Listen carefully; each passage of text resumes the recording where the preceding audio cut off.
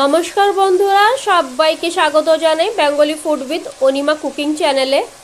আজও আবার হাজির হয়েছি সম্পূর্ণ নিরামিষ আর একটা রেসিপি নিয়ে। আজ আমি তোমাদের সঙ্গে শেয়ার করব সম্পূর্ণ নিরামিষ কুমড়োর রেসিপি। এই নিরামিষ কুমড়োর রেসিপি দুপুরে গরম ভাত, রাতে রুটি, পরোটা কিংবা সকালে জল খাবারের জন্য একদম পারফেক্ট। আমি যেভাবে এই নিরামিষ কুমড়ো ঘরে করে থাকি সেই প্রসেসটাই আজ তোমাদের সঙ্গে শেয়ার করছি। আশা করছি খুব ভালো লাগবে। ভালো লাগলে একটা লাইক আর কমেন্টের মাধ্যমে আমাকে জানিও। আমার চ্যানেলটাকে সাবস্ক্রাইব করে আমার পাশে থেকো। তাহলে চলুন ঝটপট রেসিপিটাকে দেখে নেওয়া যাক। এখানে আমি নিয়েছি 250 গ্রামের মতন কুমড়ো। কুমড়োগুলোকে আমি ঠিক এরকম করে কেটে নিয়েছি। আমি কুমড়ো কাটার সময় ছোবলাটা বাদ দিয়েছি পেছনের, আপনারা চাইলে ওটা রেখেও দিতে পারেন। এখানে রান্নাটা আমি শুরু করছি। কড়াই বসিয়ে দিয়েছি, সুন্দরভাবে তেলটা গরম করে ফোড়নে দিয়ে দিচ্ছি তেজপাতা, শুকনো লঙ্কা আর সামান্য পরিমাণে হিং। হিংটা দেওয়ার সময় অবশ্যই গ্যাসের ফ্লেমটা একদম লো রাখতে হবে। এখন দিয়ে দিচ্ছি 5 ফোড়ন। ফোড়নটা একটু ভেজে নিয়ে দিয়ে দেব আলু। আলুগুলোকে 2-3 মিনিটের মতন নাড়াচাড়া করে নেব ভালো করে।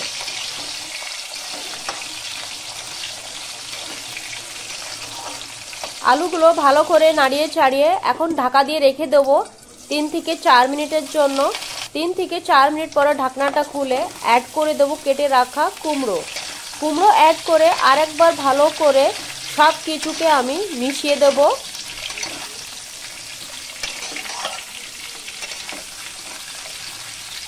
এখন আরেকবার আমি ঢাকা দিয়ে রেখে দেব।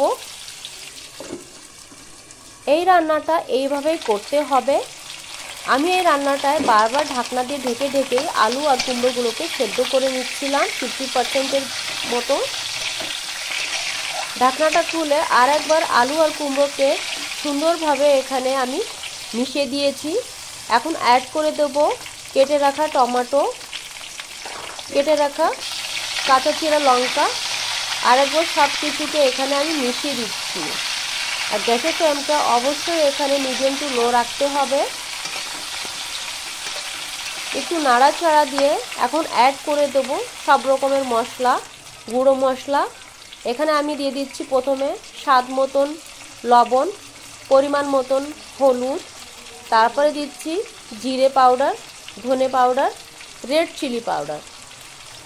আর এটা নিরামিষ, তার জন্য আমি অ্যাড করছি সামান্য পরিমাণে চিনি। সব কিছু অ্যাড করে লাস্টে অ্যাড করে দিচ্ছি এখানে সেদ্ধ করে রাখা ছোলা। এখন সব কিছু ভালো করে মিক্স করে কুক করে নেব যতক্ষণ না কাঁচা মশলা, ধনে আর জিরে গন্ধটা চলে যাচ্ছে। গ্যাসের ফ্লেম একদম লো রেখে আমি 2 থেকে 3 মিনিটের মতন ভালো করে কুক করে নেব।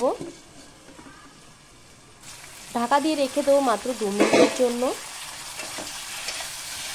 ঢাকনা খুলে আরেকবার সব কিছুকে নাড়িয়ে চাড়িয়ে অ্যাড করে দেব জল। আমি এখানে গরম জল ইউজ করছি, না হলে এই রান্নার স্বাদটা নষ্ট হয়ে যাবে।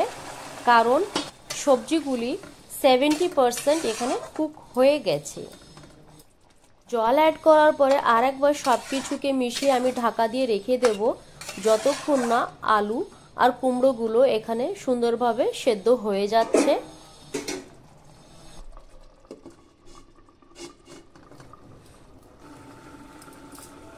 10 মিনিট পরে ঢাকনাটা খুললে একদম রেডি হয়ে গেছে আমাদের সম্পূর্ণ নিরামিষ কুমড়োর রেসিপি।